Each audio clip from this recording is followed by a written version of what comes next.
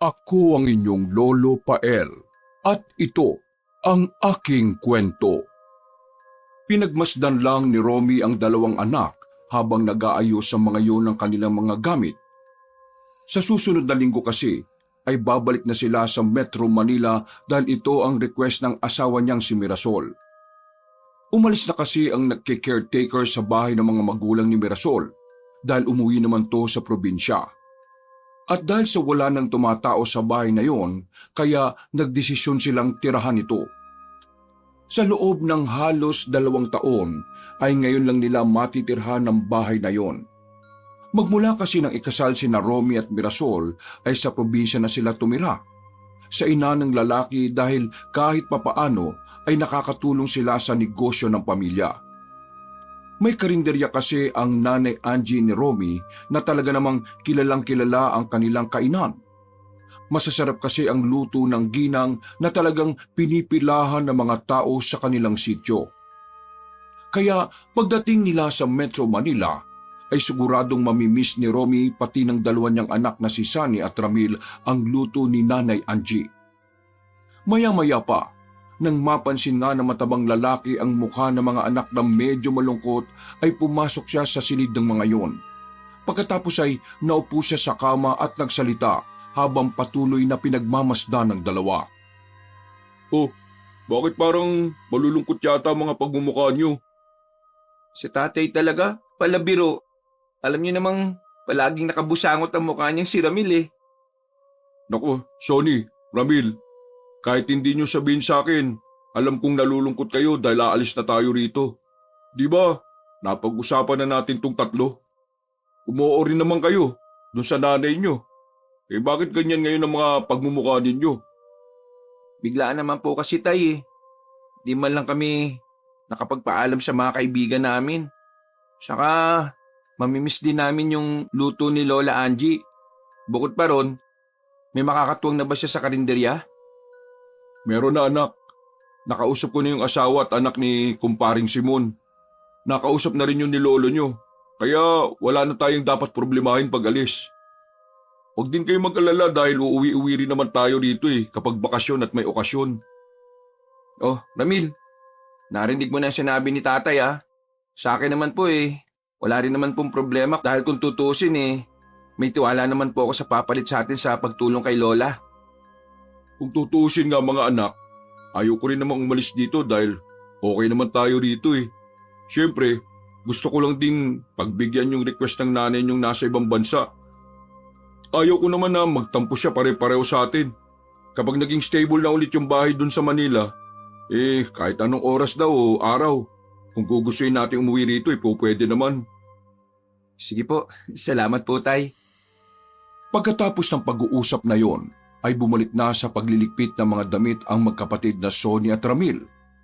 Ang tatay naman nilang si Romy ay lumabas na ng silid para kausapin ng kanyang ina. Mabilis na lumipas ang araw, linggo at buwan. Nang makapunta na ang mag-aama sa Metro Manila, ay natuwa rin si Sunny at Ramil dahil maganda naman pala talaga ang lugar na kanilang nilipatan.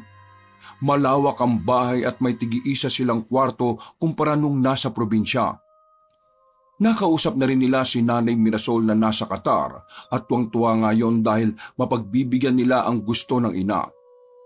Pasado 10:00 ng gabi rito sa Pilipinas at pasado 11:00 naman sa Qatar nang muling mag-usap ang mag-asawa tungkol sa isang bagay. Mahal, nakausap ko nung nakaraan yung pinsan mong si Rendel. Natubos na kasi nila nung nakaraang linggo yung van nila. Makakabiyahe na siya ulit. Didiskarte ako ron para naman hindi lang ako naghihintay ng padala mo sa akin ha. Nakakaya na rin kasing maki-extra sa talyer ni Mang Gibo Ramdam ko na yung tampo ng mga tauhan niya. Baka mamaya magkaroon pa ako ng kagalit, mahirap na. Sumang-ayon naman si Mirasol sa nais ng asawa dahil hindi rin naman talaga ganun kalaki ang sinasahod niya sa abroad bilang isang domestic helper. Isa rin kasi sa dahilan kung bakit sila nagpunta sa Metro Manila ay para makapag-aral ng maayos sa kolehiyo ang mga anak nilang si Sunny at Ramil. May mga universidad kasi na nag-o-offer ng mga libreng pag-aaral pero marami pa rin gagastusin lalo na at kolehiyo. Kapag nakadiskarte na ako kay Rendel, Hindi mo na kailangan magpadala buwan-buwan. May tatawid ko naman na siguro yung pang-araw-araw namin ng mga anak natin at papaghahandaan pa natin yung pag-aaral nila sa susunod na buwan. Matapos ang pag-uusap ng mag-asawa, ay nagpasalamat na muna sila sa isa't isa bago mag-drop call. Kinabukasan ng hapon, nakausap na nga ni Romy si Rendel na pinaka-close niya sa lahat ng kamag-anak ng asawa. Bayaw, all goods na. Basta dapat yung lisensya mo hindi paso Mahirap nang ma-impound ulit tong van. Ang laki ng nagastos namin ni Rhea dyan eh. Oo, bayaw. Next year pa mapapaso yung lisensya ko eh. At saka di ba, sabi ko nga sa'yo, dun sa amin, nagmamaneho ko palagi dahil namamalengke para sa karinderya namin.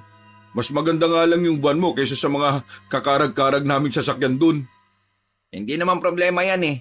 Ang malaga maayos ka magmaneho at maingat sa sasakyan. Ang payo ko lang sa'yo iba ang mga motorista dito sa Metro Manila. Maraming kamote rider dito. Maraming balahura. At hindi mapagbigay na driver. Kaya dapat, hindi mainitin ang ulo mo Naku bayaw, ako na yata ang pinakamahinahong driver na makikilala mo. Pangako, iingatan ko yung sasakyan nyo bilang ganti na lang sa pagtitiwala mo sa akin. Para ka namang others niyan bayaw Basta kayo ni Mirasol, walang problema sa amin ni Mrs. Oh, kailan mo pala planong magsimula? Di ba napag-usapan natin nung nakaraan tuwing Lunes hanggang Miyerkules, ako ang papasada. Tapos ikaw naman ang Biyernes hanggang Linggo.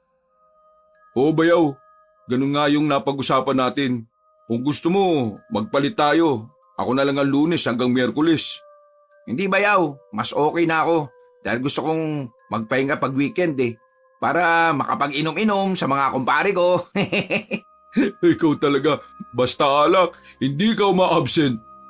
Hindi naman sa ganun. Gusto rin kasi ni Mrs. na nasa bahay lang ako niyan.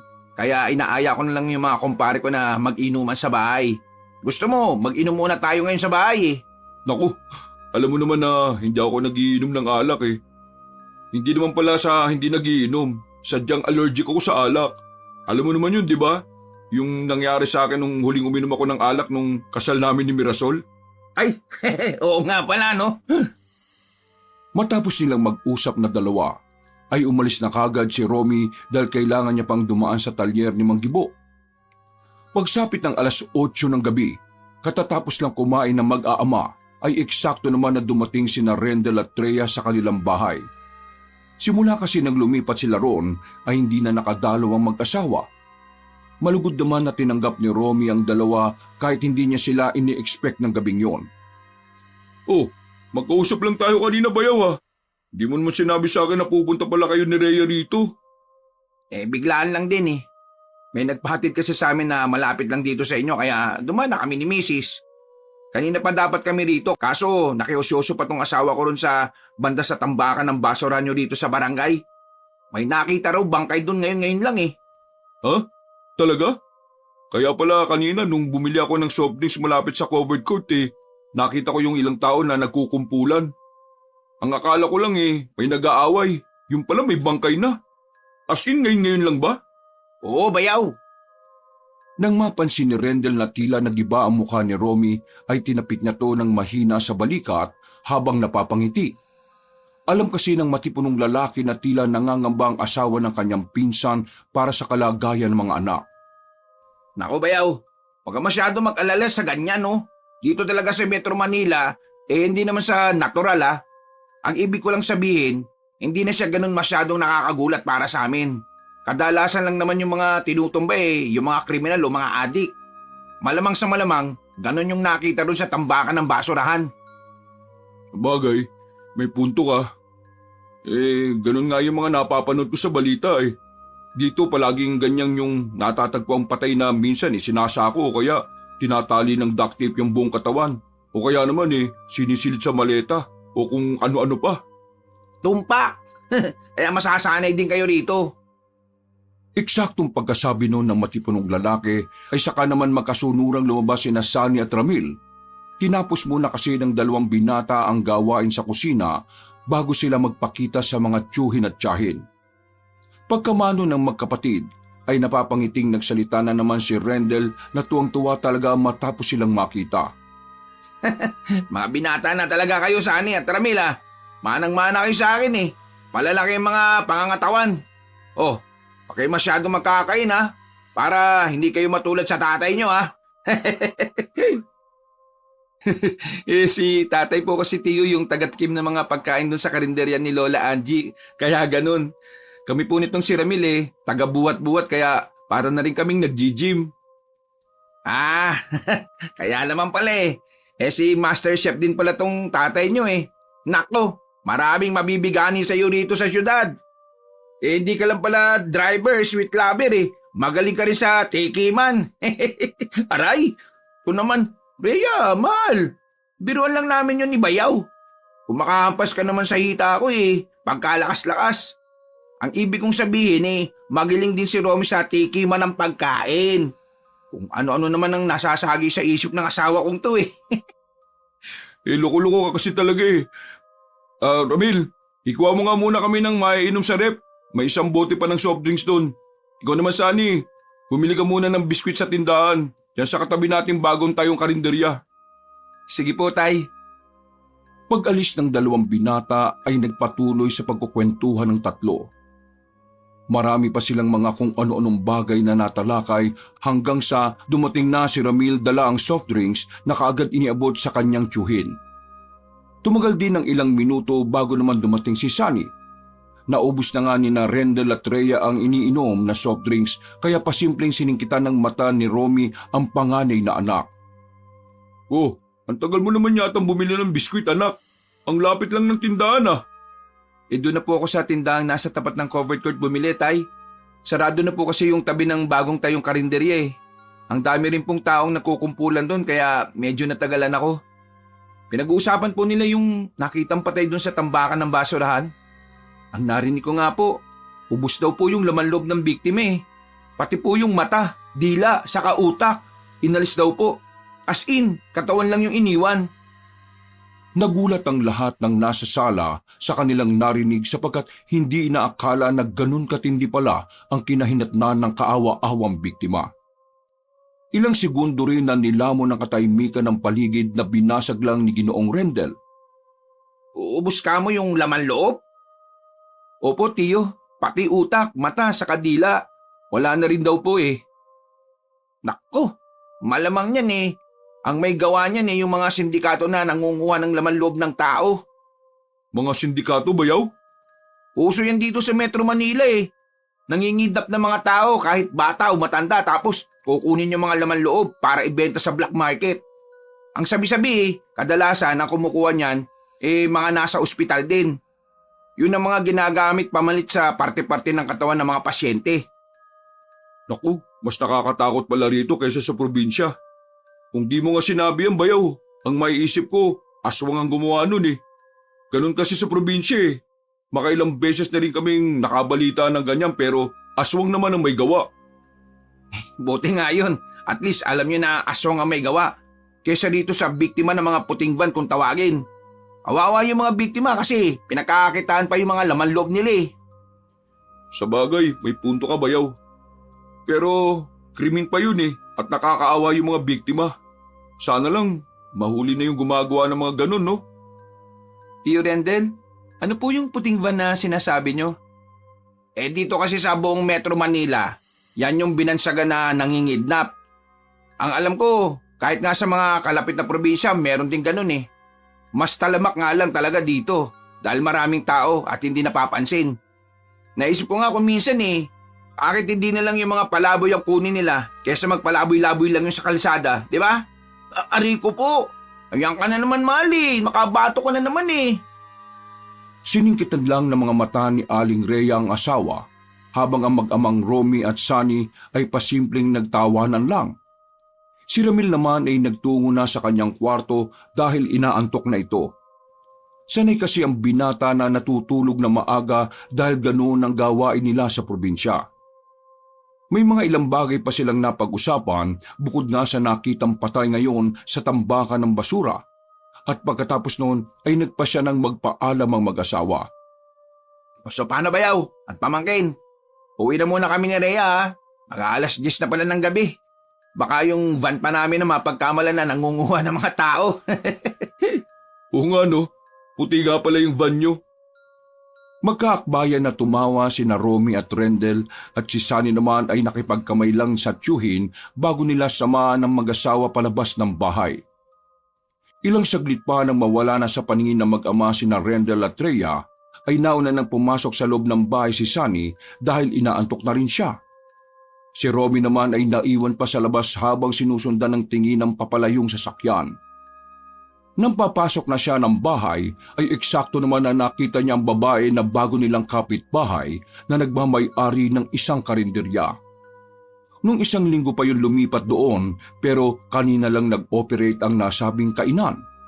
At base sa naamoy niyang mga luto, mukhang katulad din ng nanay Angie niya na masasarap ang tinda roon. Subalit sa kasamaang palad ay wala pa siyang natitikmang luto. Nang mapatingin sa kanya ang babae ay napansin niya ang kakaibang kinang ng mga mata nitong itim na itim. Napayukod na lang siya sa pagkailang pero sinuklian naman siya ng matamis nitong ngiti. Magandang gabi. Magandang gabi rin. Akala ko walang tao dyan eh. Halos isang linggo na kasi kaming nandito. Ngayon ko lang nakitang may lumabas. Ha? Tatlo lang kaming tao rito. Kasama ko yung dalawa kong anak na lalaki. Talaga? May anak ka na? Hindi halata sa itsura mo. Ilang taon ka na ba? 40 years old. Ikaw naman, kababae mong tao pero ang galing mo mambola. Sa tabakong ito, pinagkakamalan na nga akong senior eh. Uy, hindi ah. Seryoso kaya ako na wala talaga sa itsura mong 40 years old. Parang nasa 20s or 30s ka lang. Naku, nakakaya tuloy. Yung panganay kong anak ang 20 years old, tapos yung bunso naman ay 18. Ganun ba? Siya nga pala, ako si Darlina. Romy nga pala. Nice meeting you. Nice meeting you too. Uy, sana bukas bumili kayo ng mga ulam namin ha. Sige. Bukas sa pananghalian sa inyo kami bibili para hindi na rin ako magluto. Sa totoo lang kasi, naamoy ko yung mga paninda nyo eh. Ang babango talaga, nakakagutom. Kita mo, ikaw pala yung nambobola eh. Uy, hindi ah. Mabango talaga at saka mukhang masasarap yung amoy. Namiss ko nga tuloy yung luto ng nanay ko sa probinsya eh. Meron din kasi kaming karinderya ron. Talaga? Eh di nagluluto ka rin pala. Hindi masyado. Ang totoo niyan eh, taga-tikim lang talaga ako. Kaya pansin mo, medyo mataba ako. Malusog ka lang. Mas ganyan nga yung kadalasang minamahal ng mga babae. Yung lalaking marunong magluto. Hindi na nakatugon si Romy at mas lalo lang siyang nailang sa sinabi ni Darlina. Nang matapos na nga ang babae sa ginagawa niyang paglilinis sa tapat ng tindahan, ay nagpaalam na rin siya. Bukas na lang ha. Aasahan ko yung pagbili nyo. Ba? Promise. Okay, papasok na ako. Salamat sa oras, Romy. Nang mawala na sa paningin ni Romy ang kapitbahay, pumasok na siya ng bakuran at nakangiting isinara ang gate. Pagpasok ng bahay at pagkalak ng gate, ay nagulat pa ang malusog na lalaki nang makita niya ang panganay na anak na nakatayo sa tapat ng bintana. Nakakagulat ka naman, anak. Para kang multo dyan ah. Grabe, aatakin pa yata ako sa puso dahil sa iyo eh. Ay nako. Sus, si tatay. Nakita ko po kayo nakikipag-usap dun sa kapitbahay natin ah. Ngiting-ngiti po kayo ah. Uy, ikaw naman anak. Wala lang yun. Sige na, matulog ka na. Ibalat gising ka pa ng ganitong oras ha. Hindi na nakaimik si Sunny dahil naglakad na ang kanyang tatay papunta sa kwarto nito at nagpahinga. Kinabukasan, katulad ng pangako ni Romy kay Darlina, doon nga siya bumili ng ulam nilang mag-aama. Magandang umaga, Romy. Akala ko hindi ka bibili rito eh. Magtatampo na sana ako. Ikaw naman, siyempre may isang salita naman ako eh. Ano-ano bang ulam nyo rito? Merong kaldereta, igado, sisig, ito adobo, dinuguan. Tapos sa gulay naman, meron kaming langka, munggo saka adobong sitaw. Ay, meron din palang sinigang. Yun! Eksakto! Meron kang sinigang. Ito yung paborito namin ng mga anak ko eh. Kaya bibili ako niyan. Sakto't specialty namin yan eh. Wow! Excited na tuloy akong matikman. Pati rin pala isa ring langka. Grabe tong gulay nyo ah. parang mas marami pa yung karne ah. Ah, ganyan talaga kami magluto eh. Makarni talaga kami. Gusto kasi yan ng nanay at saka mga kapatid ko. Hindi mahilig sa mga gulay ang mga tao rito eh. Ah, okay. Nakipagkwentuhan muna si Romy habang hinihintay na masandok ang mga pinamili niya. Napansin ng malusog na lalaki na maraming ang bumibili kahit pangalawang araw pa lang ng pagbubukas ng nasabing karinderya. Mas na-curious tuloy siya kung gaano talaga kasarap ang mga lutong ulam.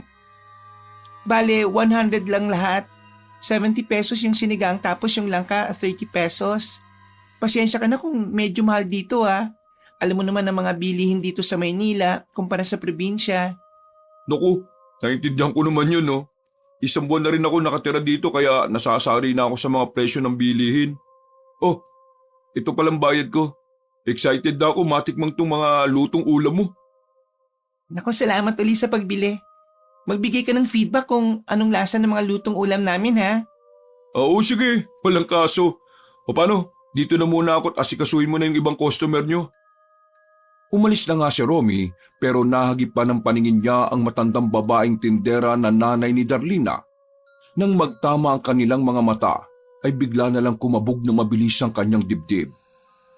At sa hindi malamang kadahilanan ay parabang nanlamig ang kanyang mga kalamnan. Nakaramdam siya na matinding takot na ngayon niya lang naramdaman sa buong buhay niya. Dahil doon ay umiwas na lang siya ng tingin at nagtuloy-tuloy hanggang sa makapasok sa kanilang bakuran.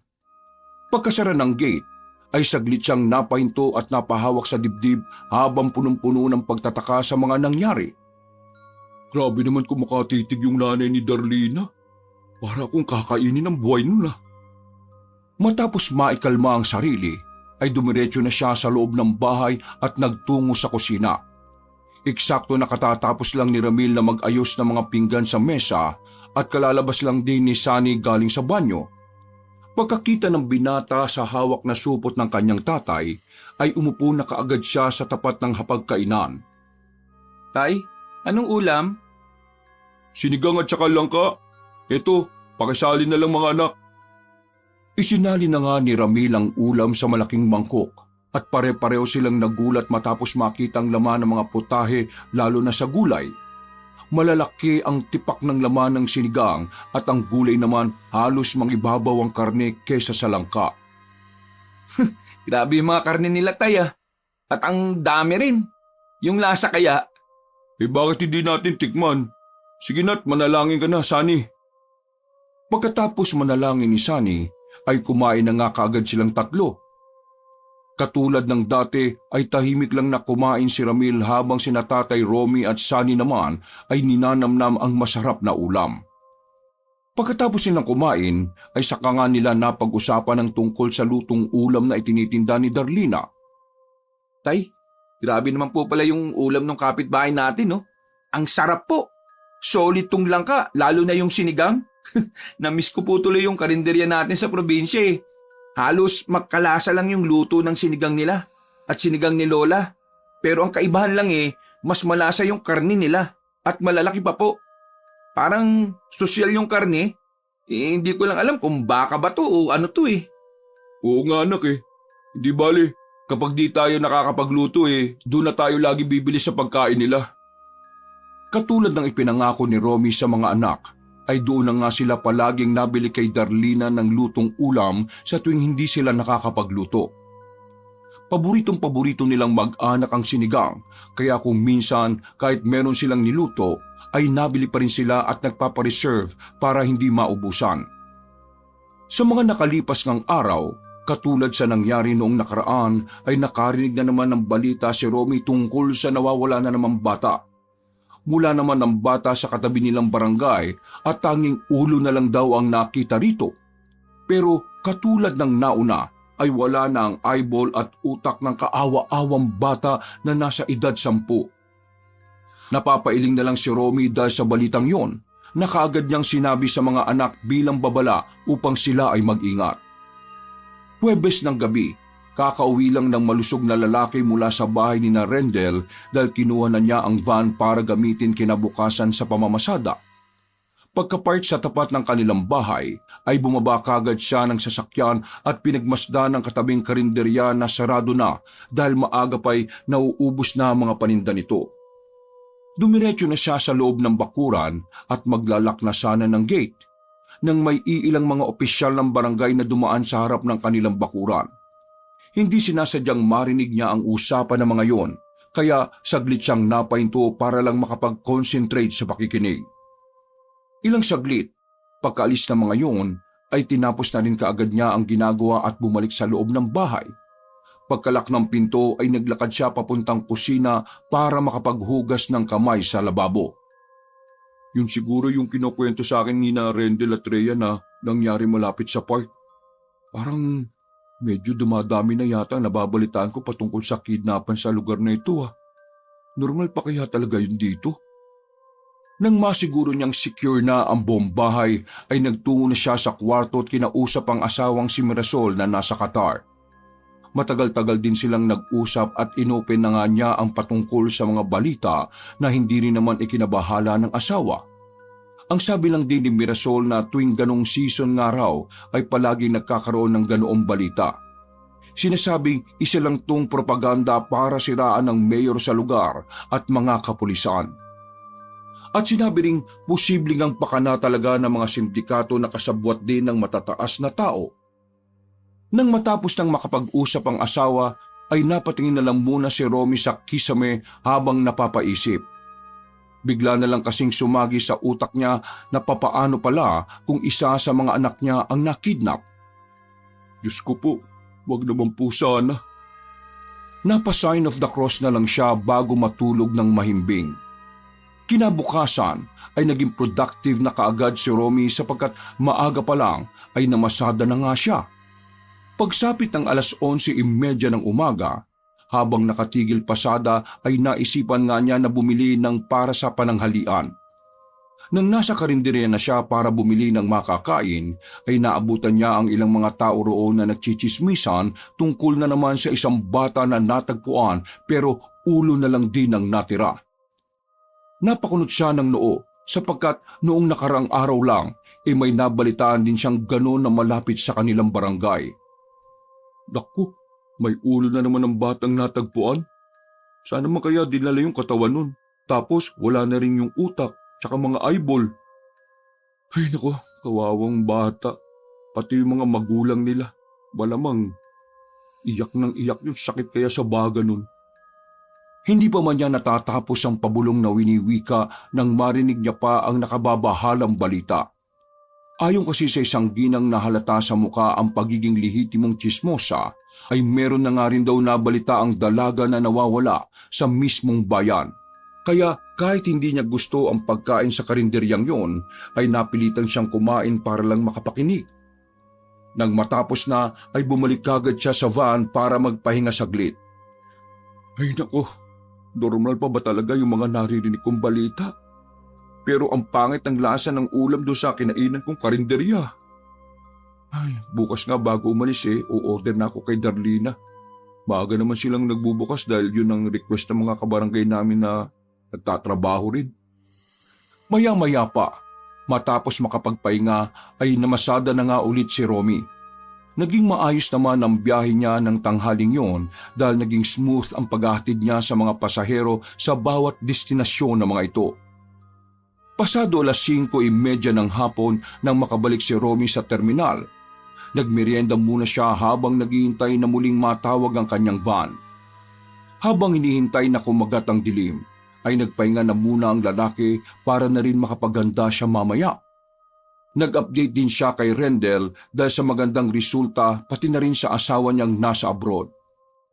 Makalipas lang nga ng ilang minuto pagkatawag na sa kanyang van, dahil rush hour kaya wala pang 15 minutos ay napuno na nga ang van. Nagbiyahe na nga siya ulit at gabi na nang makauwi. Dahil mag-aalas 9 na ng gabi nang makabalik siya sa terminal kaya nagsabi na siya sa namumuno na bukas na siya ulit mamamasada. Eksakto 10:00 ng gabi nang makauwi siya sa kanila at pagkapark sa tapat ng bahay ay napasilip kagad siya sa katabing karinderya. Katulad pa rin ng dati ay sarado na yon.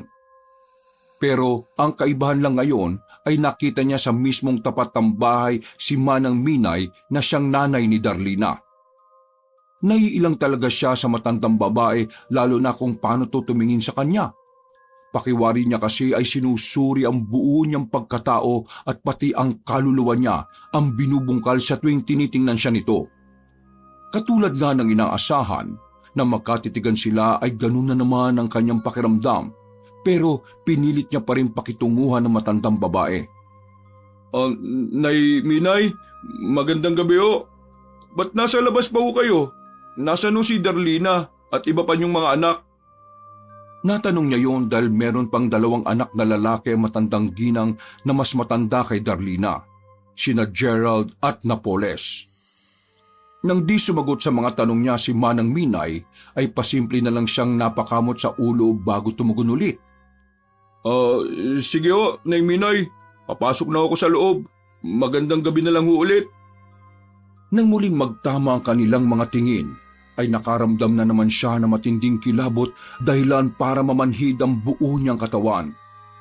Napalunok siya ng laway dahil sa kaba at napahawak na rin siya sa dibdib dahil sa unti-unting bumibilis ang tibok ng kanyang puso. Naantala lang ang namumuong takot nang makita niya si Darlina na bumaba sa jeep. Sumunod sa kanya sina Gerald at Napoles na may buhat-buhat na malalaking planggana. Mula sa nasabing gamit ay may nakita siyang mga patak ng sariwang dugo. Hindi naman siya nakapag-isip ng masama at ikinonsidera lang ng mga karniyon para sa niluluto nilang lutong ulam. Pagpasok ni Manang Minay, Gerald at Napoles sa loob ng bahay, nang kawayan si Romy at nginitian ni Darlina ay doon lang din siya tila bumalik sa ulirat. Uy, nandiyan ka pala, Romy. Naghihintay ako kung bibili ka kanina kasi hindi ka naman nagpunta. Kaya nagbigay na lang ako ng sinigang dyan sa inyo tapos si Sunny yung tumanggap. Talaga? Salamat namasada na kasi ako eh. Tuwing Biyernes hanggang Linggo ako namamasada. Nakadiskarte ako sa bayaw ko. Yun nga yung sabi ng anak mo eh. Maganda yan, at least meron ka ulit pagkakakitaan, di ba? Kaso, bira mo na matitikman ng mga ulam namin, lalo na yung sinigang. Yun nga eh. Pero bukas, bago ako umalis, bibili na ako kagad. Kasi yung kinainan ko kaninang karinderya, yung malapit sa terminal namin, nakko, hindi naman sa panglalait pero ang sama talaga ng lasa. Siya nga pala, parang ang aga nyo yata mamili ng mga karne ngayon. Oo. Ganyan talaga kami kung minsan. Depende kasi sa panahon eh. Saka pinoproseso pa kasi namin yan para mas maging malasa at maalis talaga yung lansa. Sa bagay, may punto ka. Hindi pa rin ba kayo magtitinda ng mga isda? Nakakamiss na rin kasi magpaksiw o kaya yung gatang isda, mga ganun ba? Pasensya na pero si nanay kasi ang masusunod saka yung mga kapatid ko eh. Hindi talaga mahilig sa mga isda at gulay yung mga yan. Yung gulay nga napipilitan lang sila kasi hinahaluan ng karne. Pero kung walang karne, ay malamang wala rin kaming tindang gulay. Napangiti na lang si Romy kahit ang totoo ay medyo nawiwirduhan na siya sa pamilya ni Darlina. At bago pa muling makapagsalita ang babae ay muling lumabas ang kanyang ina. Kaya nakaramdam na naman ng pagkailang ang malusog na lalaki. Darlina, pumasok ka na sa loob at magsisimula na tayo sa pagpili ng karne. Opo, Nay. So paano, Romy? Maiwan na kita dyan Bukas na lang na madaling araw. Siya, sige. Salamat sa oras. Yumukod na lang siya kay Mamang Minay at agad na tumalikod. Pagpasok sa kanilang bakuran ay napahinto na naman siya saglit habang napapahawak sa dibdib. Sinubukan na naman kasi niyang ikalma ang sarili matapos ang engkwentro sa nanay ni Darlina. Pagkatapos noon ay pumasok na siya sa loob ng bahay at nang makapagilamos na ng katawan ay nakapagpahinga na rin siya kaagad dahil sa pagod. Pagsapit ng 1:30 ng madaling araw, naalimpungatan si Romy dahil sa mabangong amoy ng pagkain na nanggagaling sa kapitbahay. Napabalikwas siya ng bangon at tila wala sa sariling napapunta sa sala kung saan naabutan niya roon ang anak na si Ramil na nakatayo at tila palabas na ng bahay. Anak, Ramil, saan ka pupunta? Natigilan na siya nang makitang anak na nakapikit pa pala. Dahan-dahan niya itong nilapitan at mahinang inalog ang balikat. Nang magising ang binata, ay tila nagulat rin ito dahil nasa sala na pala siya. Oh, ayos ka lang ba, nak? Naglalakad ka yata ng tulog ah. Pagdating nilang mag-ama sa kusina habang umiinom ng tubig ang binata, ay ipinaliwanag nga noon na nanaginip siya na parang merong tumatawag sa kanyang matandang babae mula sa labas ng bahay. Tila raw inaakit siya noon sa pamamagitan ng masarap na pagkain kaya nahalina siyang lumabas ng bahay. Bigla na lang pumasok sa isip ni Romy si Manang Minay sa hindi rin niya malamang dahilan. Pilit niya lang itong inaalis sa isip at nagpatuloy sa pakikinig sa bunsong anak. Ipinaliwanag na lang ng Ginoo na baka namimiss lang ni Ramil ang Lola Angie niya sa probinsya. Kahit ang totoo ay meron na siyang naiisip na hindi maganda. Nang makitang kumalma na ang anak, ay pareho na silang bumalik sa kanilang silid. Subalit hindi na nakatulog si Romy dahil naamoy niya pa rin ang masarap na luto galing sa kapitbahay. Parang ang aga yata nila ngayong magluto ah. 2:00 pa lang na madaling araw. Siguro marami silang inihandang putahe. Nakatulog na lang si Romy sa kakaamoy hanggang sa magising dahil sa tunog ng alarm clock. Nag-asikaso na nga siya kaagad ng sarili at nag-iwan lang sa mesa ng kusina ng pera para sa panggastos ng 2 anak. Pagkalabas ng bakuran, pagkatingin sa karinderya ay marami-rami na nga siyang nakitang customer na bumibili. Tumingin kaagad sa kanya si Darlina at ngumiti. Kaya gumanti rin siya ng simpleng ngiti at pagkaway bago lumapit. Hindi na siya masyadong nakipag-usap dahil para hindi na rin makaistorbo pa. Bumili na lang siya ng paborito niyang sinigang bago umalis para pumasada. Mabilis na namang lumipas ang oras. Pagsapit ng hapon, habang pabalik sa terminal ay napadaan pa siya sa pamilihang bayan at ganun na lang ang gulat niya nang makita ang anak na si Ramil. Mabuti na lang ay wala na siyang pasahero kaya hinintuan niya ang bunsong anak at pinasakay.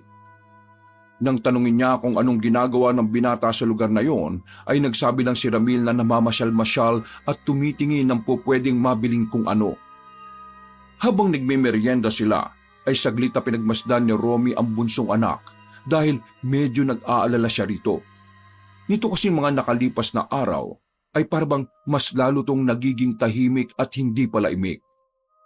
Sa tuwing nakikipag-usap siya, ay tipid lang ang sagot ng bunsong anak kaya hindi rin niya matukoy kung ano ang gusto ng binata. Pero nararamdaman niyang meron tong pinagdaraanan kung ano na hindi niya matukoy bilang ama.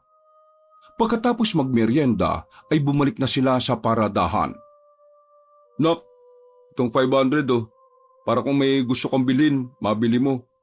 Umuwi ka lang kaagad ha, at huwag kang magpupunta sa kung saan-saan. Bilan mo na rin ang pasalubong yung kuya mo at baka magtampo yun. Pagkatapos magkaunawaan, ay iniwan na niya roon ng anak bago bumalik sa terminal. Pagsapit ng 9:30 ng gabi, nang huling biyahe ni Romy, nagpaalam na siya sa namumuno na hindi na dediretso sa terminal pagkatapos magpasada. Pagsapit ng higit 2 oras ng biyahe nang pabalik na siya sa kanilang bahay, ay eksaktong napatigil si Romy dahil sa mga taong nagkakagulo. Pagangat niya ng bintana sa gilid ay doon niya narinig ang mga boses at kung ano ang dahilan ng kaguluhan. Nagulat siya at nakaramdam ng pagka-curious matapos madinig na hinahabol ng mga tanod at iba pang tao ang sinasabing nangunguha nga raw ng mga kabataan sa lugar. Gumana rin kaagad ang pagkamatulungin niya. Kaya gamit ang sasakyan ay sumunod siya sa pinuntahan ng mga tao para sundan ang sinasabing kidnapper at mahuli. Subalit sa kasamaang palad ay bigo sila. Nakatakas kaagad ang tinutukoy na salarin. Ang medyo nagulat lang siya ay nakita niya ang magkapatid na Gerald at Napoles. Pawis na pawis ang dalawa at hapong-hapo, kaya binabaan niya rin kaagad ng bintana para makilala siya. Gerald! Napoles! Saan kayo galing? Parang pawis na pawis at hapong-hapo kayo ah. Nagkatinginan lang ang magkapatid bago magpaliwanag. Sinabi nga nila na nagtungo sila sa isang inuman at napaaway kaya sila hingal na hingal ngayon dahil sa pagtakbo. O tara, sakay na kayo dahil pauwi na rin ako sa atin eh. Hindi naman tumanggi ang dalawa. Pumasok agad to at naupo sa passenger seat kaya kaagad na nag-drive pa uwi ang matabang lalaki. Habang nagmamaneho ay nakipagkwentuhan muna siya sa dalawa pero tipid lang din ang mga sagot kaya naisip niyang hindi mahilig ang magkapatid na makipagkwentuhan. Kada lingon niya rin sa rearview mirror ng sasakyan ay napapansin niya ang pag-iiba ng kulay ng mga mata nila. Kung minsan ay nangingitim to ng sobra at kung minsan naman ay namumula. Medyo kinabahan siya pero isinantabi niya ang mga yon dahil ayaw niyang mag-isip ng hindi maganda.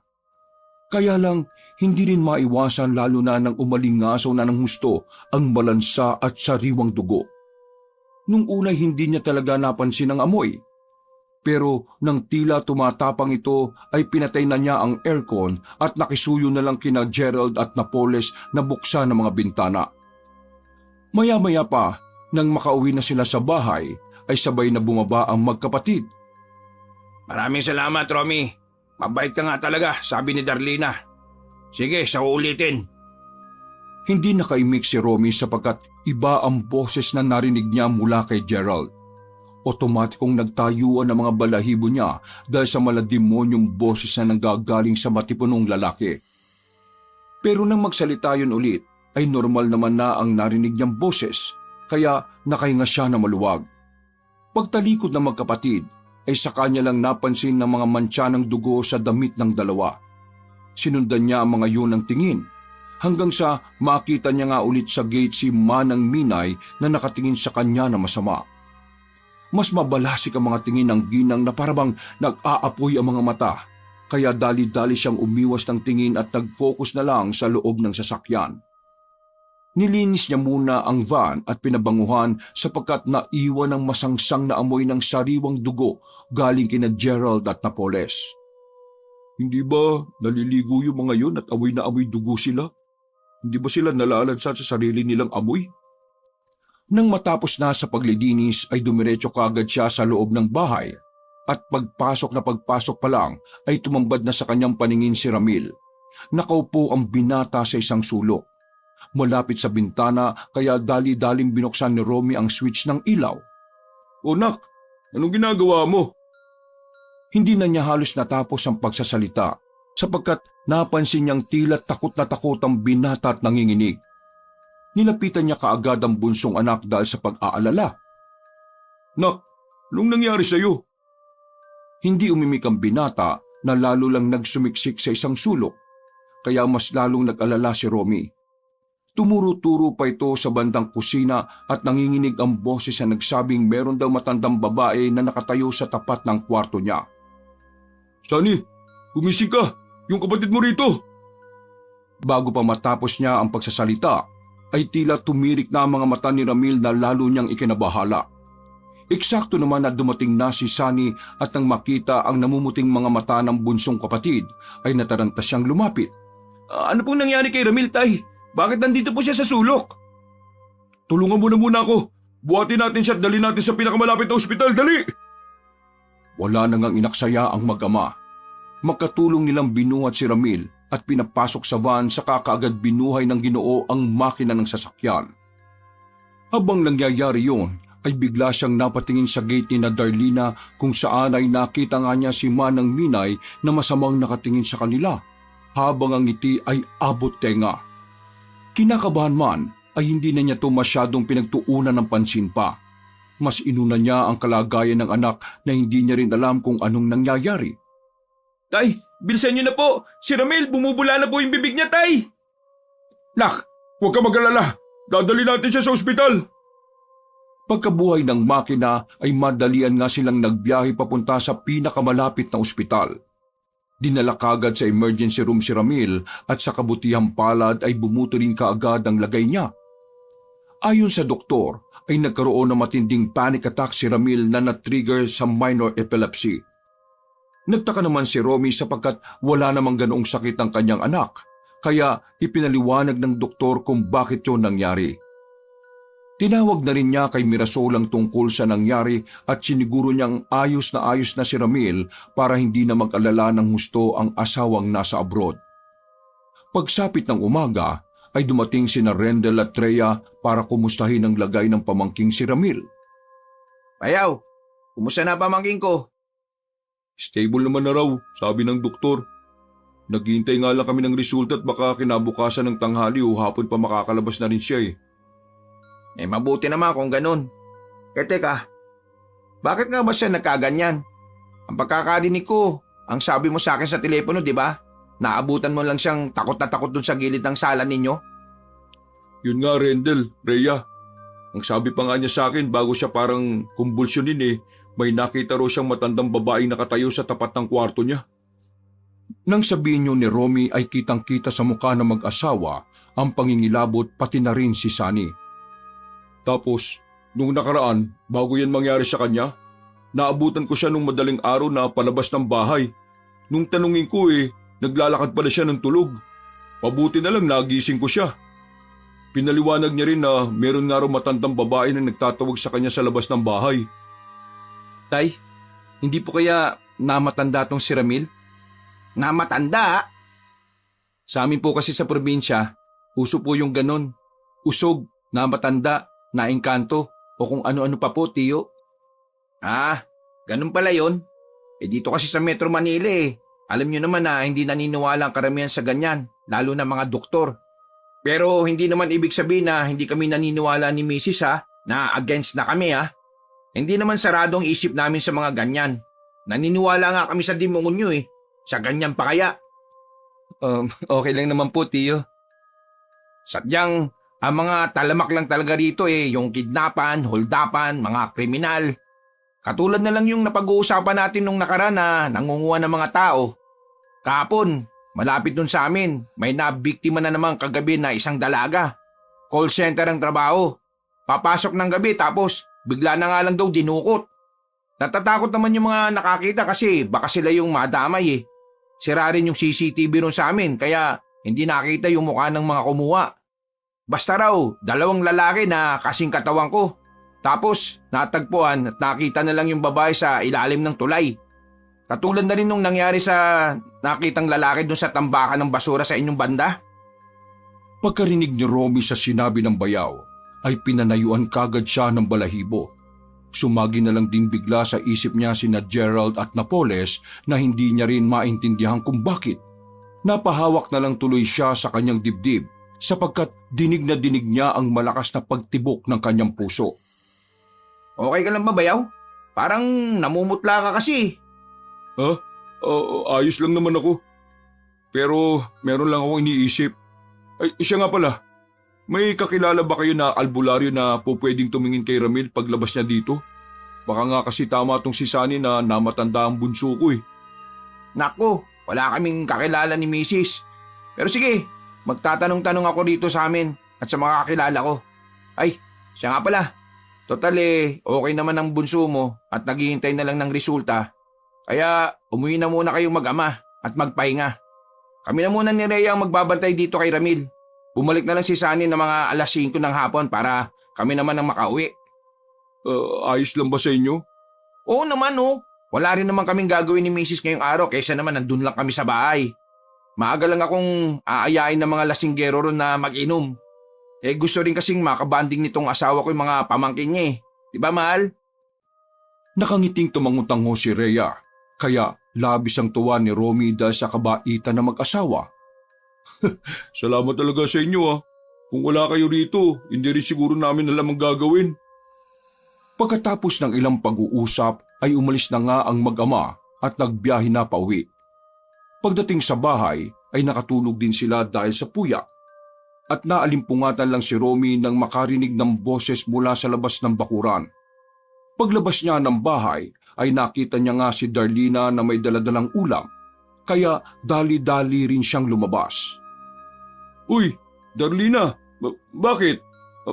Pasensya na at kagigising ko lang Napuyat kasi kami dahil may nangyari. Ganun ba? May dala ko ditong sinigang Nakita ko kasi yung van kaya naisip ko na baka nandiyan ka sa loob. Pasensya na sa istorbo Dinala ko na to kasi baka maubusan ka pa Naku, salamat, nagabala ka pa. O sige, babayaran ko na lang. Naku, wag na. Bayad ko na yan sa pagpapangkas mo kay Kuya Gerald at kay Kuya Napoles. Sinabi nila sa akin yung ginawa mo nung nakaraan eh. Medyo pasaway kasi talaga to sila kuya kung minsan eh. Ay naku, walang anuman. Bakit nga pala napuyat? Yung bunso ko kasing anak, dinala namin sa ospital kagabi pero okay naman na siya ngayon. Naku, ganun ba? Pabuti naman ayos na siya. Kapag kailangan mo ng tulong sabihin mo lang sa akin. Ang totoo niyan kailangan ko talaga ng tulong ngayon. Nahihiya man ako sabihin to pero nagbabakasakali na ako kung meron kayong kakilalang albularyo. Albularyo? Oo, sana Bakit ka naghahanap ng albularyo? Ano kasi? Teka, paano ko ba sasabihin to? Okay lang kung ayaw mong sabihin ng dahilan pero wala yata akong may recommendang albularyo. Pasensya ka na Naku, ayos lang. Salamat din pala ulit dito sa sinigang Pagkapasok ni Romy sa loob ng bahay ay tinikman niya kaagad ang pagkain at nang matapos na ay nagpahinga na muna siya ulit dahil para makahabol sa pagpapasada. 6:00 ng gabi, pagkahatid niya kay Sunny sa ospital ay hinatid niya rin sina Rendel at Rhea pauwi sa bahay nito bago siya dumiretso sa terminal. Eksaktong pagdating doon ay siya kagad ang naka-line up kaya mabilis lang na napuno ang van, rush hour din kasi. Nagbiyahe na ulit siya ng halos 2 oras at nang pabalik na ay kumuha lang siya ng mga pasahero sa kalye. At pagkahinto sa tapat ng isang simbahan ay dinagsa na kagad siya ng mga pasahero. Maya-maya pa ay napabuntong hininga na lang ang Ginoo habang seryosong nakatingin sa daang tinatahak nila. Maya-maya pa, paglagpas ng toll gate, ilang kilometro ang layo ay may ilang mga pasaherong nagbabaan. Pero meron ding mga sumakay.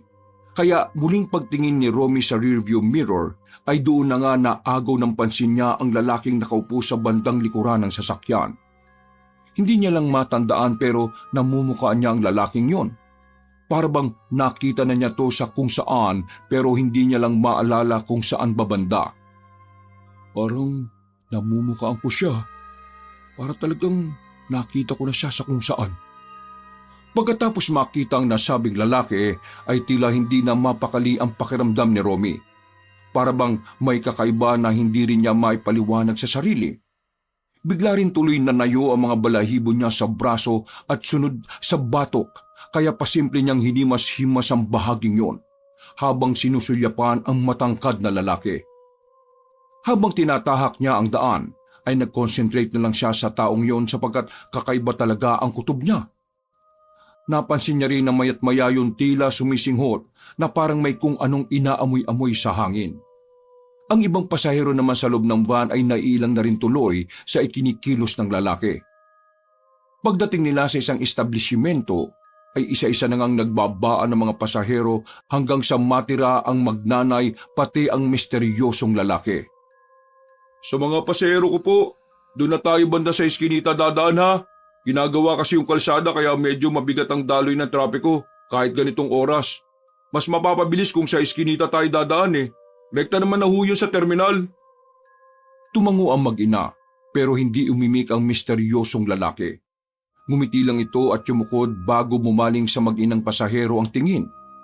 Napansin pa nga ni Romy na parabang nag-iba ang kulay ng mga mata noon pero hindi na niya masyadong ipinahalata ang tungkol doon. Hanggang sa pumara na yon bago pa sila lumiko ng nasabing iskinita. Nang makababa na ay saglit lang yon na sinundan ng tingin ng tsoper hanggang sa bigla na lang maglaho. Ang weird naman ng taong yun. Okay lang po ba kayo dyan ng anak mo, madam? Huwag po kayo mag-alala Paglabas natin dito sa iskinita, terminal na. Pagtango ng ginang ay tinahak na nga nila ang may kadilimang daan. Hanggang sa makarinig siya ng pagkalabog ng mula sa bubungan dahilan para biglang tumigil ang sasakyan. Nagulat naman ang sakay niyang pasahero na nagyakapan dahil sa pagkabigla. Ano ba yun? Napatingala si Romy at saglit na binuksan ang ilaw. Humingi rin siya ng paumanhin sa mag-ina bago muling nagdire-diretso ng pagmamaneho. Pero pagkalagpas nila ng isang humps ay muli na namang may kumalabog. Sa pagkakataong yon ay mas malakas na to na parabang tao na ang may gawa. Pagkahinto ay nagtuloy-tuloy ang ingay sa bubunga ng sasakyan na parabang may taong naglalakad. Nahintakutan tuloy lalo ang mag-inang pasahero kaya matapang na napasigaw si Romy. Hoy! Sino ba nandyan? Hindi na natapos pa ni Romy ang pagsasalita nang biglang umuyog ang buong van dahil sa gawa ng kung sino mang nasa bubungan. Napasigaw ang mag-inang pasahero dahil sa lakas ng pag-uyog ng van na parabang matutumba na sila. Kinabahan din si Romy kaya't pinaharurot na kagad niya ang sasakyan hanggang sa marinig nila ang tila pagtalsik ng kung sino mang nasa bubungan. Pagtingin niya sa rearview mirror ay may nahagip siya ng paningin mula sa likuran na bumagsak galing sa bubong ng sasakyan. Nang makalayo na sila, ay doon niya nakita ang misteryosong lalaki na tumayo mula sa kalsada. Nanlilisik ang mga mata nito na tila galit na galit.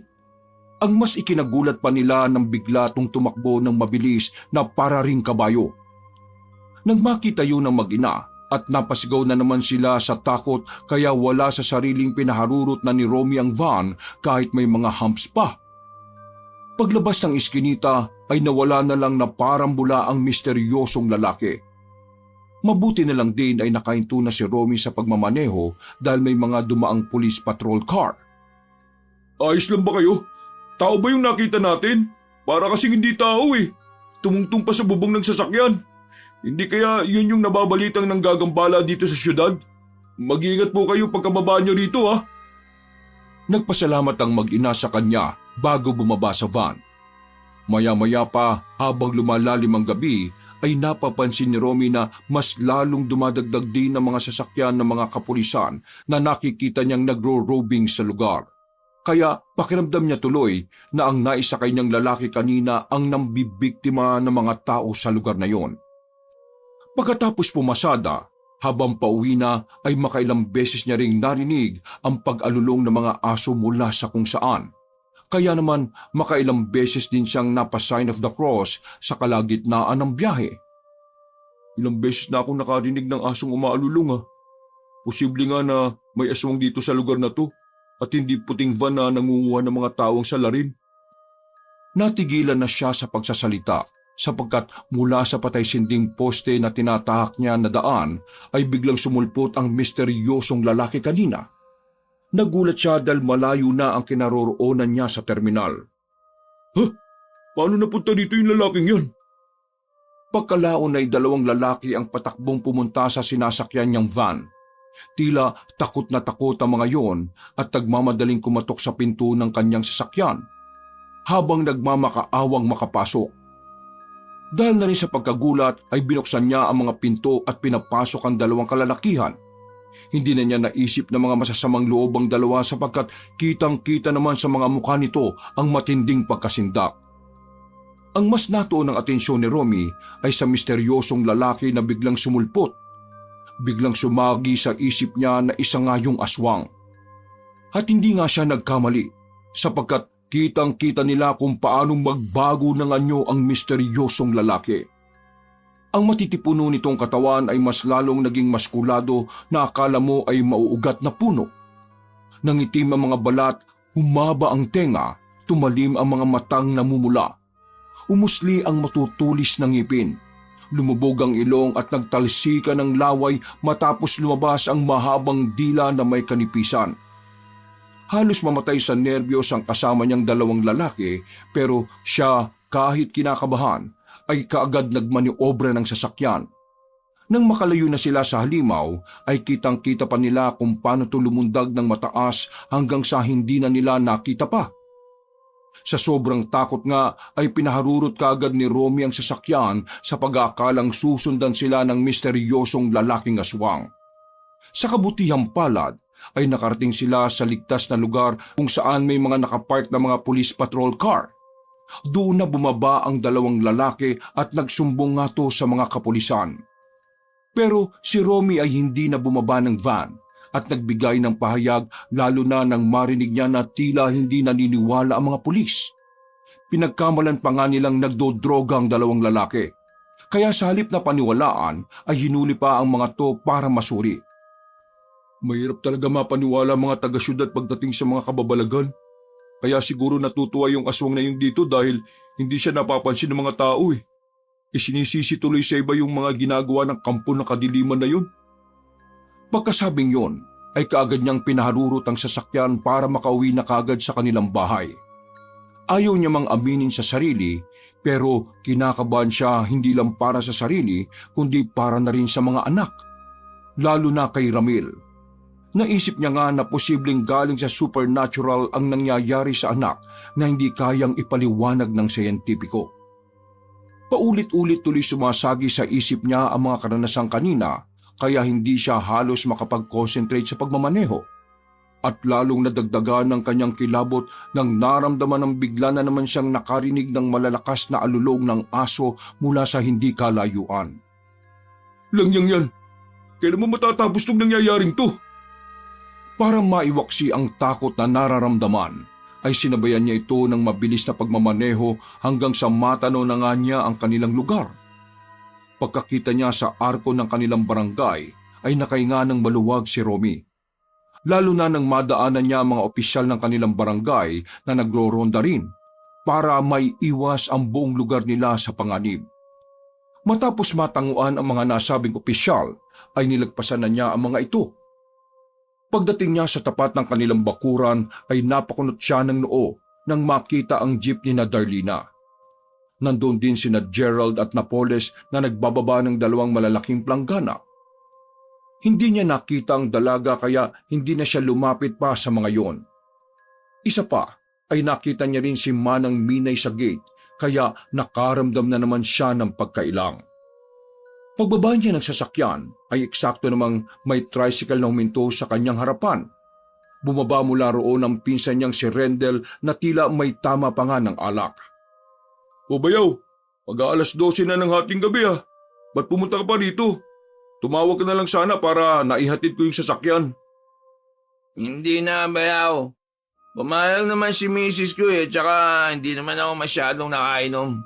Sakto-sakto lang. Dumiretso na kasi ako dito dahil may good news ako sa'yo. Nakahanap na kami ni misis ng albularyo. Bukas, pagkalabas ni Ramil, doon na tayo dumiretso ah. Di na muna ako magpapasada. Naku, ayos naman pala. Salamat bayaw ah. Dapat lang magpasalamat ka sa akin. Basta, kayo ng pinsan ko, malakas kayo sa akin eh. Dahil sa medyo lasing na nga, kaya may kalakasan na ang tono ng boses ni Rendel. At dahil sa maangas na pakinggan ng pananalita nito, ay hindi naiwasan ni na Gerald at Napoles na mapatingin at saglit na mapahinto sa ginagawa. Nang mapansin yun ni Rendel, ay sinamaan niya ng tingin ng magkapatid bago umismid sa mga yon. Bakit kayo nakatingin mga pare? May problema ba ha? Uy, Rendel, mahis ka nga. Wala naman silang ginagawa sa iyo eh. Nakatingin sila kasi ang lakas ng boses mo. Alam ko may problema sila sa akin eh. Matagal pa naman ako walang ehersisyo. Uy, tara na nga sa loob. Mapapaaway ka pa sa ginagawa mo eh. Nauna na nga niyang hinatak ang bayaw papasok ng bakuran bago humingi ng paumanhin kina Gerald at Napoles. Ngumiti lang ang magkapatid at sinabing ayos lang habang si Manang Minay naman ay sinama na naman siya ng tingin kaya yumukod na lang siya rito at umiwas. Doon ay napansin niya ang isa pang lalaki na bumaba galing sa driver's seat ng jeep. Hindi na niya nahagip ng tingin ang mukha ng lalaki dahil hinatak na siya ni Rendel papasok sa loob ng bakuran. At para mahimasmasan ng bayaw ni Romy, ay pinagkapi niya muna ito. Tumawag na rin siya kay Rhea at kinumpirma nga na nasa bahay niya ang asawa nito.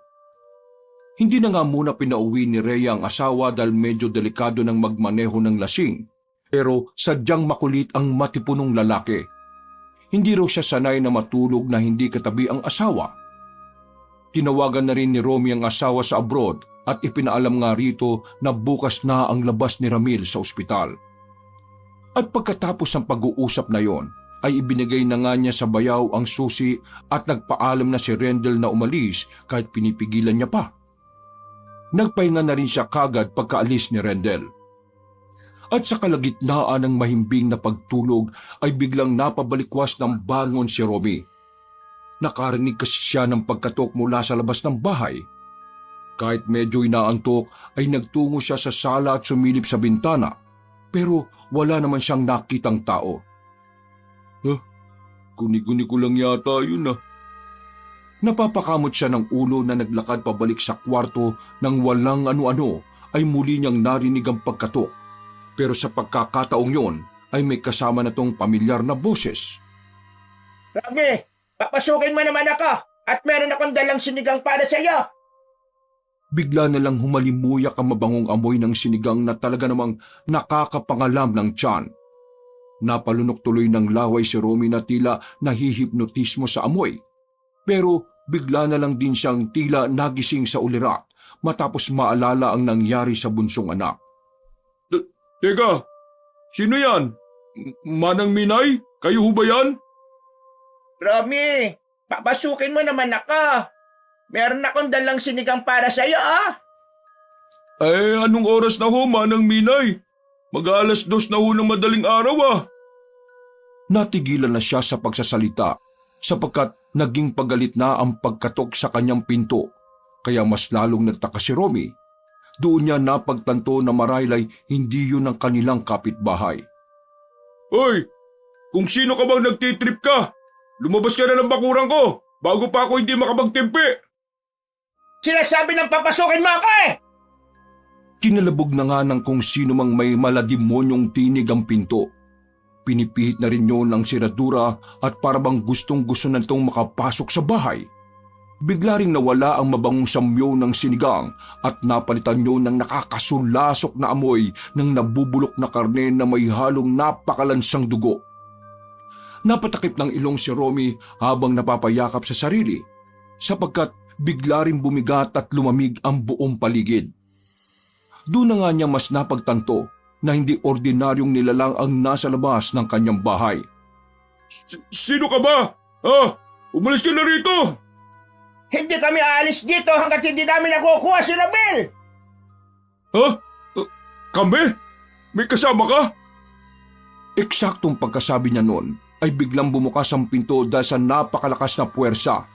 Napapikit pa si Romy saglit dahil sa lakas ng hanging nagpaatras sa kanya ng bahagya. Ilang saglit pa, pagtingin niya sa pintuan ay tumambad na nga ang 4 na halimaw. Isang matandang babaeng may pakpak, isang babaeng may pakpak at hati ang katawan, at 2 matitipuno na parang asong lobo. Naglakad papasok ang matandang babaeng may pakpak bago napapangiting magsalita. Ibigay mo na sa amin si Ramil, ngayon din! Masarap siyang isama sa putahe! Magsilayas kayo rito, mga aswang kayo! Hindi niyo makukuha ang anak ko! Tumalikod si Romy at tumakbo papunta sa kanyang silid. Subalit napahinto rin siya matapos makita ang matangkad na lalaking nakatayo mismo sa tapat ng kanyang kwarto. Nanlaki mga mata niya nang makita ang lalaking naisakay niya kagabi at humabol sa kanila sa kalsada. Ikaw! Gulat ba kita? Pero huwag kang mag-alala dahil hindi ang bunso mong anak ang gusto kong putahe. Sino? Walang iba, kundi ikaw! Mula sa kanyang harapan ay unti-unting nagpalit ng anyo ang matangkad na lalaki. Dinig na dinig niya ang paglalagutukan ng mga buto nito na akala mo ay puputok na. Unti-unting nangitim ang mga balat nito habang ang muka ay parang nababanat. Tumuli sa mga tenga. Tumalim ang namumulang mga matang tila nag-aapoy. Lumubog ang ilong habang ang nguso ay mas umusli dahil sa mga ngiping naglalabasan.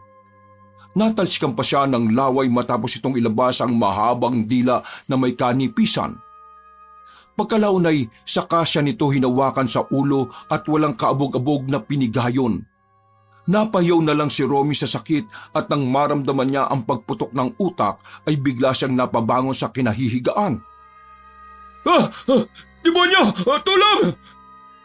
Takot na takot siyang kinapa ng paulit-ulit ang ulo sa pag-aakalang napirat nga to ng malaking aswang. Nang mapagtanto niyang panaginip lang pala ang lahat ng nangyari, ay unti-unti niyang pinakalma ang sarili. Makailang beses siyang huminga ng malalim hanggang sa makaramdam ng pagkahinahon. Nang umokay-okay na, ay marahan siyang tumayo sa kama at naghubad ng damit. Pawis na pawis kasi siya dahil sa masamang panaginip na yun. Pagkapunas ng damit sa katawan, ay hinagis niya kaagad to sa laundry basket. Lumabas siya ng kwarto at dumiretso sa kusina, saka uminom ng tubig nang matapos na ay nagtungo siya sa lababo at naghilamos hanggang sa mahimasmasan na ng tuluyan. Walang niya masamang panaginip yun ah. Ang akala ko talaga totoo na. Ha? Naudlot na siya sa pagsasalita nang marinig ang pag-aringit ng pinto sa bandang sala. Napakunot siya ng noo habang marahan na naglalakad papunta roon. Nang makita nga niya na nakabukas ang pinto ng sala, ay napalunok na lang siya sa takot. Sigurado kong kinandado ko yung pinto kanina bago matulog ah. Dali-dali niyang binuksan ng switch ng ilaw sa buong bahay at nagmasid-masid sa paligid. Bigla na lang kasi niyang naisip na baka hindi pa naginip ang nangyari. Para tuloy siyang naparanoid kaya hindi na siya nakatulog pa kahit 3:00 pa lang na madaling araw. Nang masigurong walang ibang tao sa loob ng bahay ay kinandado niya ulit ng maigi ang pinto at nagkulong na siya sa kwarto. Doon na siya nagmuni-muni patungkol sa nangyari hanggang sa makatulog na ulit siya.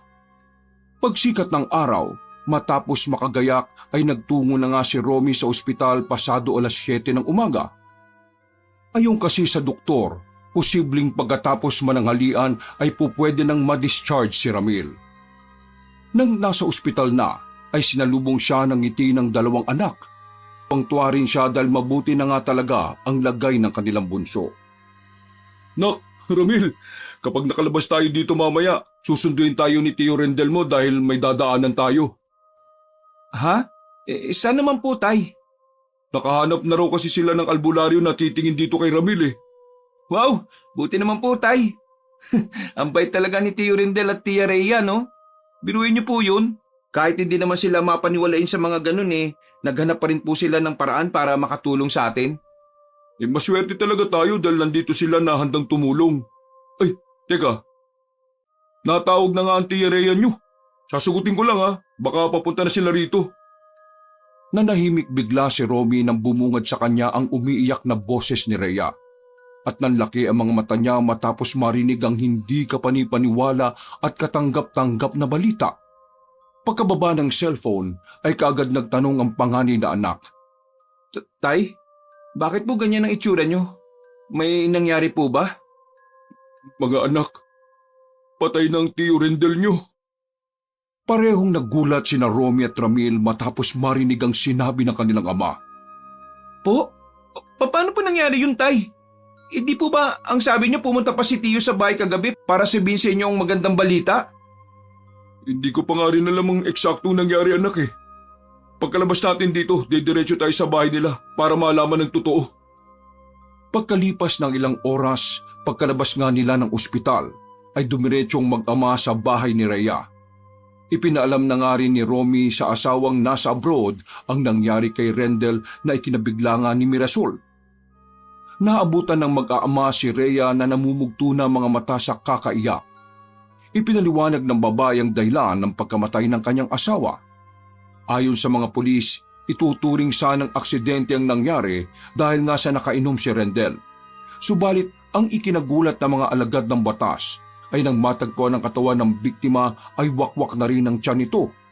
Ubos ang lamang loob, nawawala ang mga eyeballs pati ang utak. Katulad ng sinabit ng mga natagpuang patay sa buong lungsod. Halos pagsakluban ng langit at lupa ang buong pamilya dahil sa kalunos-lunos na sinapit ni Rendel. Hiniling na lang din ni Rhea na i-cremate ang asawa at hindi na masyadong paglamayan dahil hindi niya rin kasi matanggap ang sinapit nito. Rhea, basta kung kailangan mo na makakausap, pumunta ka lang sa bahay o dadalawin ka namin dito ng mga bata ha. Tia Rhea, nandito lang po kami nila Tatay at Ramil para sa'yo. Hindi ko malilimutan ang mga pagtulong niyo ni Tito sa pamilya namin. Kahit po wala na siya, susuklian ko pa rin po yun sa pamamagitan niyo.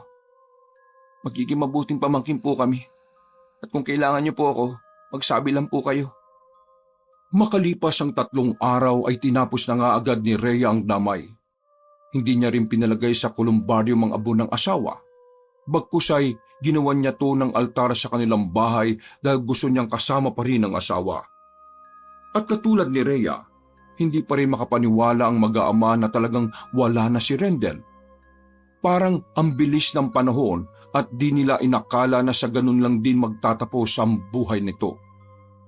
Ayon sa mga otoridad, ay gumagawa na sila ng masusing imbestigasyon patungkol sa parami ng kasong pagkamatay ng mga inosenteng tao, mapabata man o matanda. Nakakapagtaka lang din na hindi pinapalabas sa media ang pangyayari kahit kalat na to sa nasabing lugar. Isang hating gabi, nagising si Sunny at magtutungo sana sa banyo nang makita niya si Ramil na papalabas ng bahay. Nilapitan niya to at nang mapansin na tulog ang bunsong kapatid, ay kaagad niya tong ginising na nagulat din sa nangyari. Utol, saan ka pupunta? Hindi kaagad nakaimik si Ramil kaya hinatak siya ng nakatatandang kapatid at kaagad ginising si Ginoong Romy para ipaalam ang nangyari. Tay, kailangan na po nating mapatingin talaga si Ramil sa albularyo. Baka po kung mapano na siya sa kakaslipwalk niya eh. Nakita naman po natin yung nangyari kay Tio Rendel. Sige mga anak, bukas na bukas din kakausapin ko yung Tia Rhea nyo. Para kung sakali tayo na lang ang pumunta sa albularyong sinasabi nila. Dito na muna kayo matulog pareho sa kwarto ko para matingnan ko kayo. Pagbalik ng mga anak niya sa pagtulog ay napaisip na naman tuloy si Romy. Dahil doon ay saglit siyang nagpunta sa bakuran para magpahangin. Hindi na rin kasi siya madalaw-dalaw ng antok, kaya nagmuni-muni na lang siya hanggang sa makita niyang dumaan ng jeep ni na Darlina. Sinilip niya ito mula sa kinaroroonan kung saan ay medyo tago at hindi madaling makita ng tao. Nakita nga niya sina Gerald at Napoles na kabababa lang ng jeep pero walang dalang kahit na ano. Tila ba nagtatakalo rin ang mga to dahil sa wala silang naangkat na karne na siyang gagamitin sa pagluto ng mga ulam na tinitinda nila. Magsasalpukan na sanang dalawa nang mula sa driver's seat ng jeep ay lumabas ang isang matangkad na lalaki at pumagitna kina Gerald at Napoles. Sa unang pagkakataon ay nakita niya ang itsura nun at ganun na lang ang pagkasindak niya. Hindi niya malilimutan ang mukha ng misteryosong lalaking aswang na nakaengkwentro niya nitong nakalipas na araw. Siguradong sigurado siya sa sarili na ang umawat sa magkapatid ay ang lalaking aswang na pagala-gala sa buong syudad. Demonyo! Siya yung lalaking yun Natigilan na siya at napayukod sa gilid ng bakod matapos biglang mapagawi ang tingin ng matangkad na lalaki sa kinaroroonan niya. Napahawak din ang kaliwa niyang kamay sa dibdib habang ang kanan naman ay sa bibig para hindi siya makagawa ng ingay. Nagsumigaw na lang siya sa isip habang pilit pa rin pinoproseso ang mga bagong nasaksihan. Driver nila yung lalaking yun? Ibig sabihin ba nun? Kuya Empoy, Kuya Gerald at Kuya Napoles, pinapatawag kayo ni nanay. Mag-uusap-usap daw tayo para masolusyonan niyang kaagad yung problema. Tinawag ni Darlina na Kuya Empoy yung lalaki. Kung ganun, kapatid niya rin yung aswang na yun. Bahagyang napasilip ang matabang lalaki sa bakod at nang makita niyang nagpasukan na ang magkakapatid ay pasimple siyang sumunod sa mga ito. Tumayo pa siya sa tapat ng gate at nagmasid-masid. Tiyempo naman nang makita niyang hindi nakandado ni Napoles ang gate kaya hindi na siya nag-isip mabuti. Naging tahasa na ang pagpasok niya sa lungga ng panganib kahit alam niya sa sarili na maaari siyang mapahamak. Maingat siyang naglakad-lakad hanggang sa marinig na nga niya sa pinakadulo ng bahay ang mag-anak na nag-uusap-usap. Nangibabaw pa ang boses ni Manang Minay na tila dismayado sa mga nangyayari. Hindi po pwedeng magsunod-sunod na wala kayong makuhang karne. Alalahanin niyo, kakaunti na lang ang nasa imbakan natin. Dapat magawa niyo yan ng paraan mga anak. Lalo ka na, Empoy. Ikaw pa naman ang pinaka-inaasahan ko pagdating sa pangongolekta ng karne ng tao. Samantalang noon hindi ka naman nawawalan. Ano bang nangyayari sa iyo ngayon? Gulat na gulat si Romy sa kanyang mga narinig. Gusto niya sanang i-record ang usapan kaya lang ay hindi naman niya dala ang cellphone. Kaya kahit kinakabahan ay nagpatuloy siya sa pagmamatsyag sa usapan ng pamilyang aswang. Mas lalo siyang nagulat nang unti-unting nagpalit ng anyo si Empoy. Yung matangkad na lalaking umatake sa kanya noong nakaraang gabi lang ay galit na galit ang mukha nito habang nakatingin kay Gerald at Napoles. na tila takot na takot naman sa kanya. Kung di dahil sa kabobohan ng dalawang yan, Nay, hindi naman mag-iigpit ang seguridad ng mga kapulisan. Kung di ba naman nila pinag-interesan yung bayaw ng kapitbahay natin Hindi magkakanda leche-leche ang lahat. Hindi man lang nila nilinis yung ginawa nila. Hindi man lang nila pinalabas na aksidente. Iniwan lang nila yung tao na halatang kinatay. Mga bobo talaga tong dalawang to Sarap pagbabalyan ng mga buto ang katawan. Huwag na kayo magsisihan.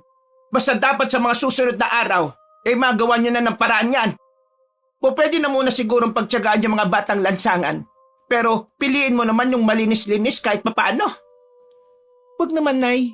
Mag-iba ang lasa ng sinigang ko. Paborito pa naman yun ni Romy pati ng mga anak niya Mas lalong nanlaki ang mga mata ni Romy nang marinig yun na sinabi ni Darlina. Akala niya ay mas nakakagulat na ang revelasyon na sina Gerald at Napoles ang pumatay kay Rendell at kumuha sa mga laman loob nito. Pero hindi pa pala.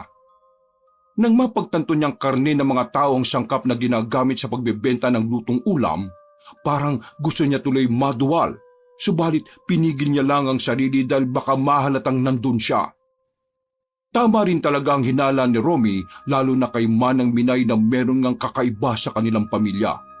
Kaya habang nakatutup ang bibig ay nagsusumigaw na naman ang kanyang isip. Demonyo yan! Bakit ngayon ko lang napagtanto na pamilya pala sila ng mga aswang? Yung masamang panaginip ko, pangitain pala yun sa kung anong totoong nilang katauhan. At totoong may plano sila sa anak ko. Teka, kung ganun, si Manang Minay ang umaaswang sa anak ko. Ikaw na babae ka, Darlina. Tigil-tigilan mo yung Romy na yan, ha? Dahil ayaw ko siya para sa iyo. Tandaan mo na hindi ka galing sa basta-bastang angkan ng mga aswang. Kaya hindi ka po pwedeng basta makipag-isa, lalo na sa ordinaryong tao na namamasada lang. Kapag nakabalik na tayo sa teritoryo natin, doon kita ihahanap na mapapangasawa na galing din sa mataas na angkan ng aswang. Tama ang nanay. Kaya bakit pa tayo lalayo ngayon? Bakit hindi natin kagad kunin yung isa sa mga inaaswang mo, Nay? At para may maimbak na tayo. Total naman nandito na yung tatay at kanina pa nakikinig Unahin na natin siya! Paglingon ng malaking aswang sa kinaroroonan ni Romy ay parabang lumabas ang kaluluwa niya sa katawan sa sobrang pagkabigla. Napatras tuloy siya dahilan para mas lalong makita ng lahat. Natatarantang tumayo ang matabang lalaki habang gulat na gulat pa ring pinagmamasdan ang pamilya ng aswang.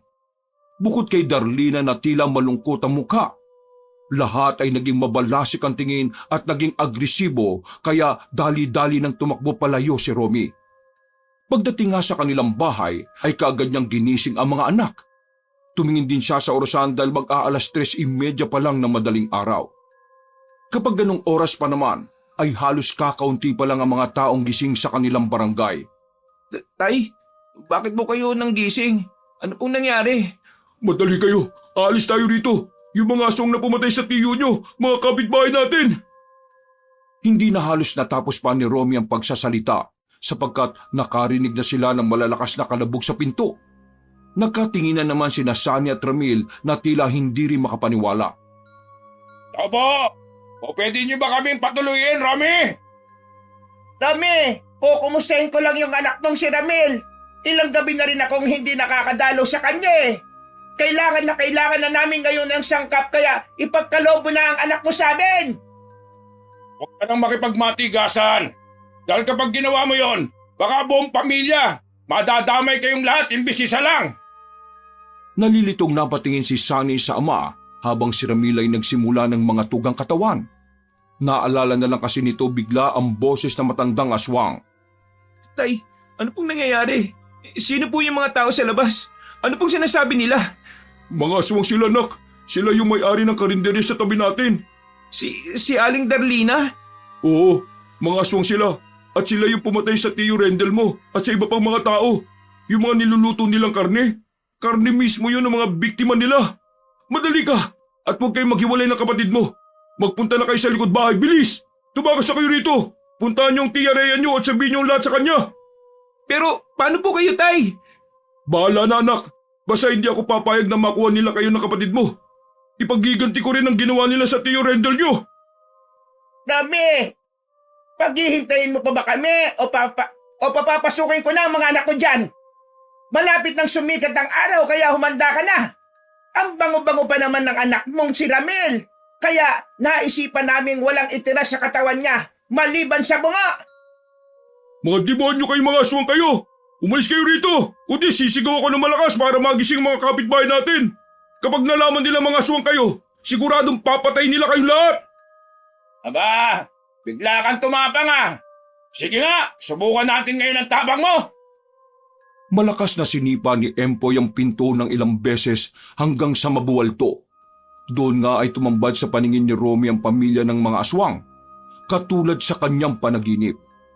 Ang kaibahan lang ay wala ang babaeng aswang na hati ang katawan o tinatawag na manananggal. Ilabas mo na ang anak mo, hayop ka! Gusto mo bang una kang mamatay? Hayop ka!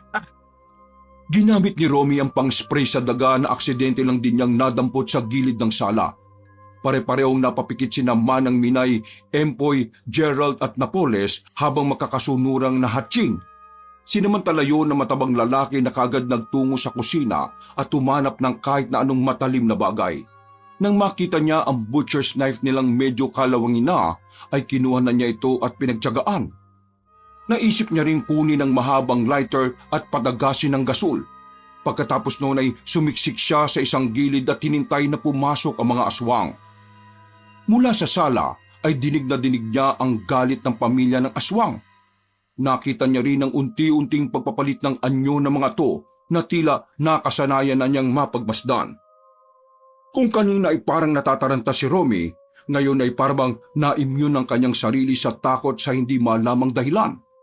Bigla na lang gumana ang kanyang adrenaline rush at pagpasok ni na Empoy, Gerald at Napoles sa kusina ay kaagad niyang sinindihan ang mahabang lighter. Dahil sa kumalat na ang amoy ng gasol sa buong kusina, kaya mabilis na nagliyab ang lugar hanggang sa ito ay sumabog. Nagulat ang buong barangay at marami ang nabulahaw. Bukod doon ay nadamay rin sa pagsabog ang karinderya at kasamang natupok ng apoy ang 3 lalaking aswang. Nakataka si Manang Minay. Dahil meron siyang pakpak pero nagtamo rin naman siya ng malalang sugat sa katawan. Si Romy sa kabutihang palad ay kalahating katawan lang ang nagtamo ng 2nd-degree burn. Iika-ika siyang umalis doon bago pa dumating ang mga tao. Hinanap niya ang mga anak dahil alam niya sa sarili na ligtas pa ang mga to at papunta na sa bahay ni Rhea. Pasado 4:30 ng umaga nang mapadaan sa isang iskinita ay nakita niyang nakatayo si Darlina sa pinakadulo ng daan kaya napahinto siya. Parang awa mo na. Kailangan ako ng mga anak ko. Romy, Kung ipagpipilitan mong patayin ako at di ka tatabi sa daan, sige, makikipagpatahin ako sa'yo. Kahit iika-ika ay pinilit na sumalakay ni Romy gamit ang butcher's knife, pero bago pa siya makalapit kay Darlina, ay nilapitan na siya ng 2 anak. wag po, tay! Sani, Ramil, bakit niyo siya kasama? Siya po nagligtas sa amin, tay! Ha? Paano kayo nakasisiguro na hindi niya kayo ipapahamak? Dahil siya po yung sumagip sa amin kanina nung sasalakayin kami ng nanay niya. Kitang-kita po namin kung paano niya patayin yung matandang may pakpak na umahabol dito kay Ramil. Natigilan si Romy at napayakap na lang sa mga anak. Habang nakatingin kay Darlina, nakitang-kita ang lungkot sa mga mata. Matagal ko nang hindi gusto ang ginagawa ng pamilya ko, Romy. Para sa kanila, kapangyarihan lang ang mas malaga. Kaya sila pumapatay ng mga inosenteng tao. Yung kasi ang pangako kay nanay para makabalik kami sa teritoryo ng mga aswang. Pero sa totoo lang, hindi ko masikmura ang mga ginagawa nila kahit isa kong aswang. Pero mali pa rin lalo na't pinakain mo kami ng karne ng tao. Yung sinigang na halos araw-araw mong ibinibigay. Nung unang araw, oo. Yung bumili ka ng langka at sinigang. Pero pagkatapos nun, normal na sinigang na ibinibigay ko sa inyo. Sa totoo lang, nang makita ko ang pamilya nyo, nainggit ako sa inyo dahil mahal nyo ang isa't isa. Hindi katulad sa amin. Nang tingin lang sa akin ni nanay ay pamalit para mas lalong lumakas ang impluensya niya sa teritoryo. Huwag kayong mag-alala. Hindi ko na kayo guguluhin. Pasensya na rin sa mga ginawa ng pamilya ko, lalo na kay Rendel. Inuulit ko, labag sa loob ko ang lahat ng to, lalo na't napamahal na ako sa iyo, Romy. Umalis ka na, Darlene, pakiusap. Bago pa ako tumawag ng mga pulis at ibunyag ko kung sino ka. Malungkot na umalis ang babaeng aswang at hindi na nagpakita kahit na kailan pa. Pagkatapos ng pangyayaring yun, ay halos 1 buwan din na nagtagal si Romy sa ospital dahil sa tinamo niyang second-degree burn. Sa biyaya rin ng Diyos ay bumalik na rin sa normal si Ramil na hindi na nag-i-sleepwalk. Ang nangyaring pagkasunog ay pinalabas na lang nila na aksidente na galing mismo sa tangke ng gasol ng karinderya. Kaya namatay sina Manang Minay, Empoy, Gerald at Napoles. Hindi na rin nakita ang mga nakaimbak na karne ng tao sapagkat natupok at nabunato ng apoy. Hindi na rin sinabi ng mag-ama ang buong katotohanan sa pagiging aswang ng nasabing pamilya para na rin sa katahimikan ng lahat. Nang gumaling si Romy ay nagpasya silang bumalik sa probinsya at doon na tuluyang nanirahan. Tumulong nga silang muli sa pagpapalago ng karinderya ng pamilya at namuhay ng tahimik. Wakas! Ako ang inyong Lolo Pael at